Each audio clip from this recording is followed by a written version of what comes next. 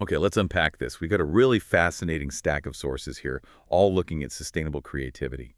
And it's not just about that initial flash of inspiration, is it? It's more about how you keep that fire going long term without burning out. Exactly. It's moving past the idea of creativity as just a lightning strike. The material really frames it more like tending a garden, something that needs care over time. I like that. So our mission here in this deep dive is to pull out the most valuable bits from these sources you've shared. We want to understand the core ideas, sure, but also give you some practical ways to think about keeping your own creative life going. Longevity, not just like intensity. hmm The big picture seems to be this shift from seeing creativity as a sudden burst to seeing it as more of a slow burn, something that Yeah. needs careful pacing, maybe some wisdom, definitely self-awareness. Yeah, wisdom and pacing. Mhm. So we're diving into how you sustain creation over the long haul without, hitting burnout, losing the passion, or just feeling drained. And it feels relevant whether you just doodle sometimes or if creating is like your whole life. Yeah, right. A guide for anyone who makes things.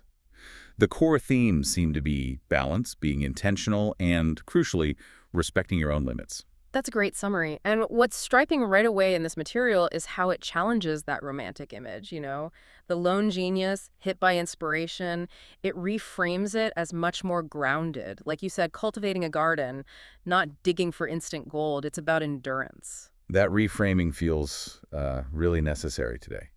And speaking of challenges, the sources jump right into the tough stuff. Burnout and creative blocks. Yeah, and this part is vital because it tackles a big misconception head on. Burnout, the source really emphasizes, it isn't laziness. It's not a moral failing. Okay, so what is it then? Often it's the result of prolonged stress, maybe expectations that are way too high, or sometimes just losing that connection to why you started creating in the first place. And the blocks, creative blocks. They're described more like signals, not failures, just your mind saying, hey, I need something. Need something like rest or Hmm. something else. Could be rest, yeah. Or maybe some fresh input, novelty. Sometimes it's even a signal that you need support from others. Okay, so if a block is a signal, how do the sources suggest we actually, listen to it? What are the practical tips? There are several good ones. One that might feel a bit strange at first is stepping away to consume art you actually enjoy. Like filling the tank instead of trying to run on empty. Exactly. Replenishing the well. Another idea is switching mediums for a bit. Oh, like if you write, try drawing. Precisely. Or if you paint, maybe dive into music or photography, just shake things up. The sources also mention trying low-stakes creative prompts, just playing, no pressure for it to be good. That sounds freeing. And tied to that, giving yourself permission to make bad work, just letting go of that internal critic for a while. Ooh, that's a big one. Permission to be imperfect. Huge. And maybe the most important one. Don't punish yourself mentally for needing a pause. Avoid the guilt trip. Okay, that permission to make bad work feels like lifting a weight. But I noticed the sources add a twist here. Sometimes pushing through a block is actually what leads to a breakthrough. How do they balance that? Resting versus pushing.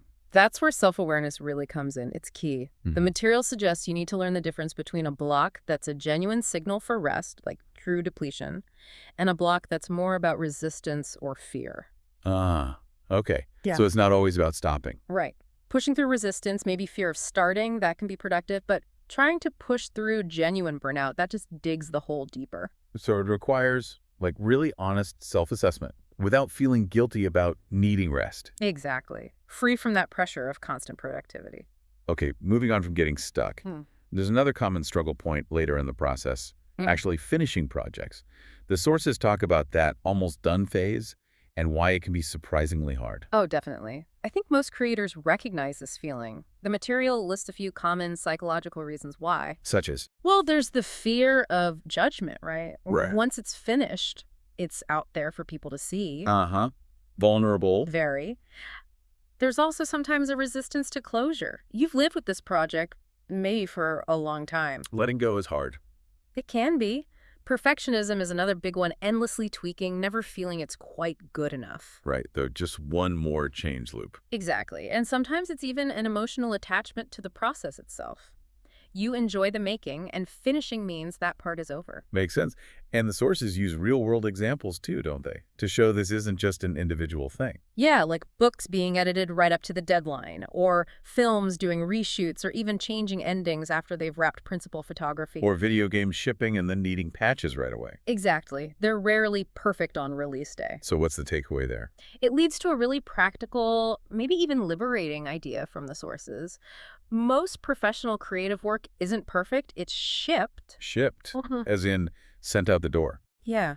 The drive for perfection can actually stop you from ever completing anything.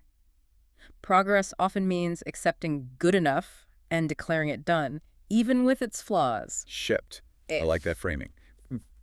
Feels realistic, acknowledges the constraints. Definitely. Speaking of reality in different stages, the sources bring in this lovely analogy for the creative process over time. Ah, yes, the idea of creativity having seasons. I really liked this part. Me too.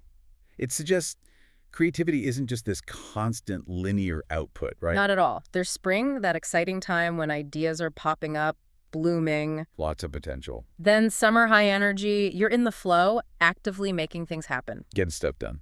Then autumn, kind of a harvest time, reflecting, editing, be finishing things up, sharing your work. Right. Bring it all together. And then there's winter, which the source's stress is absolutely crucial. It's a time for quiet, for rest, for restoration, letting the ground lie fallow, basically. Allowing things to recharge for the next cycle. That seasonal view makes the ups and downs feel so much more normal, natural even. It really does. And it sounds like the sources are very clear about giving permission for that winter phase, even if it's like a really long winter. Oh, absolutely. The material explicitly says it's okay to take extended breaks. Maybe step away for a whole year or two, take a proper creative sabbatical, focus on other parts of life, health, family, different interests entirely. Wow, a year or two. Yeah. That feels radical compared to the usual hustle narrative. It does, but the point is made very strongly. Rest isn't just the absence of work. In this seasonal view, it's an active, necessary part of the whole creative cycle. It's where renewal happens. Okay, so if we accept these seasons, accept the need for rest, how do we build a practice that's sustainable day to day or week to week?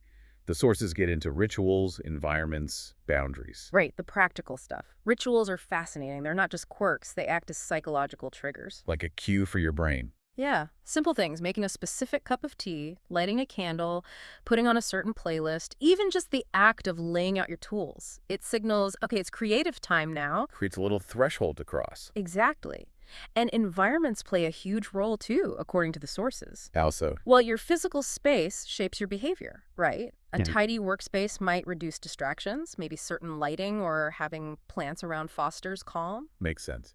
And they mentioned time blocking as well. Yes, as a way to create a boundary around your creative time, protecting that focus. Boundaries seem really key for long-term sustainability in this material. Foundational, I'd say. Boundaries with yourself are important, like maybe a rule about not editing while you're drafting, just getting ideas down, or limiting doom scrolling. And with others. Being clear about when your creative time is protected, when it's non-negotiable, if possible. And boundaries with their tools too, right? Like knowing when to log off. Definitely. Stepping away from the screen, the endless feed of inspiration or comparison, which can be draining. That comparison trap is real. But the sources add a little warning about boundaries too, don't they? They can become counterproductive. They do. There's a nuance there. It's important to figure out if a boundary is genuinely protecting your energy or focus, or if it's actually a cage built out of fear. Fear of what? Like fear of putting work out there. Yeah, or fear of failure, fear of trying something new. If your boundaries are stopping you from taking necessary creative risks, the sources suggest maybe examining that. Is fear the driver? And if it is fear, Then maybe gently pushing that specific boundary is actually necessary for growth, rather than reinforcing the cage. Yeah. that takes some real honesty with yourself, doesn't it? Absolutely. Okay, shifting gears slightly. The sources also get into some of the really practical, maybe less glamorous aspects of sustainability, the actual costs involved. Yeah, the section grounds things quite a bit. It asks some tough but necessary questions. Moving beyond just the idea of creating, it forces you to look at the practical support system. Like, can you actually afford this practice? Financially, you mean? Materials, software classes. Yes, financially, but also in terms of time investment. Do you have the tools you need? Do you have the physical space? And it's your current setup, the tools, the space, the whole process, is it actually helping you, or is it secretly draining your resources, Mm, including mental energy? right. Is it supporting you or adding friction? And they use this great analogy here, the microwave versus home-cooked idea for creation. Yeah, I thought that was really insightful. The basic idea is that quick creation may be something less labor-intensive, like a fast sketch, a social media post, a short blog entry. It isn't inherently less valuable than some big, complex project. So the microwave meal isn't bad, just different. Exactly. It serves a purpose, it's accessible, maybe it sustains you creatively in a different way. Then you have the home-cooked work, more complex, takes longer, needs more resources. Like a big painting or a novel. Right. And the key point is neither one is automatically better. The important thing is choosing the approach that fits your current energy, your goals, your resources, your life, really. What's sustainable for you right now? That feels really permission-giving. It pushes back against that idea that only the hard stuff counts. It does, and it helps you spot some potential tracks the sources mention, Yeah. like elitism that sometimes gets disguised as craftsmanship, or that internal pressure you might feel thinking you have to do it the home-cooked, super involved way for your work to be considered valid or serious. Yeah, that pressure to be a certain kind of creator. Precisely. The material argues that recognizing the validity of different approaches, different speeds, different levels of intensity, that's crucial for avoiding pressures that don't actually serve your long-term creative well-being. Which seems like a good lead into the next topic, All right. the broader culture and maybe even the ethics of creation.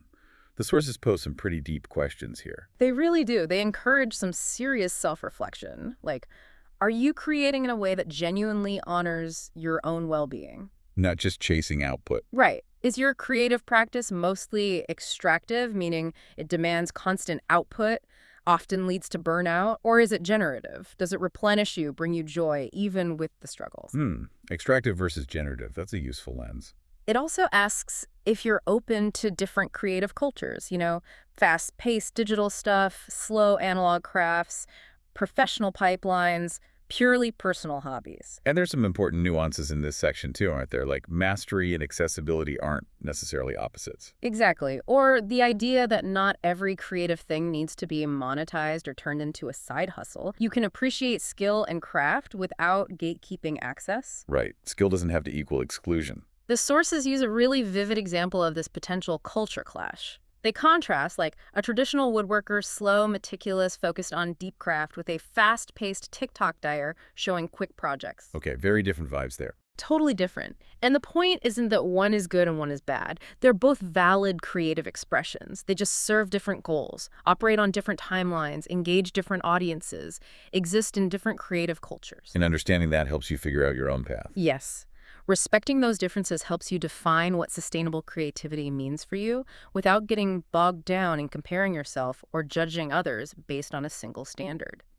Okay, so pulling all these threads together, Yeah. the blocks, the finishing struggles, the seasons, the rituals, the costs, the cultures, the sources seem to land on a final core principle. Yeah, the final reflection really brings it home.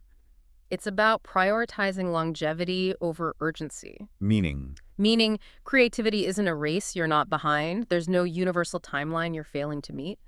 The focus shifts entirely to building a practice that can last, not just for the next project, but for years, maybe even decades. Decades. That's a different perspective. It is, and it implies creating consistently. Yes, but consistently includes building in the rest, the reflection, the self-forgiveness we talked about. And it means letting your creative practice fit into your actual life, not the other way around. Not forcing your life to bend to some idealized creative schedule. Exactly that. Allowing space for your interests and your process to evolve over time. Forgiving yourself when you need breaks or when life just takes over for a while, and actually celebrating when you do come back to it. So it sounds like the ultimate definition of creative sustainability based on this material really comes down to kindness. I think that's a perfect way to put it. Kindness to your energy levels, kindness to your time, to your finances, and fundamentally kindness to your future self. The self you hope is still finding joy in creating years down the road. Building for the long road, not just the highlight reel. That's the essence of it. It's an act of long-term care for your creative spirit. A really powerful idea to wrap up on. So we've taken this deep dive into your sources on sustainable creativity. We've looked at everything from burnout and finishing work to creative seasons, boundaries, the real costs, and navigating different cultures of making things. It seems clear that keeping that creative spark alive over the long haul is less about some innate talent and much more about being intentional, knowing yourself, and, yeah, showing yourself a lot of kindness. Mm-hmm. Intention and kindness feel like the key takeaways. So, considering everything we've talked about today, those seasons, the power of the right boundaries, that core idea of kindness, here's something to think about. What's one small act of kindness you could offer your future creative self this week, specifically to help build for that long road? Maybe just take a moment to reflect on your own creative rhythm, your own patterns, and see how some of these ideas might gently nudge your practice forward in a sustainable way.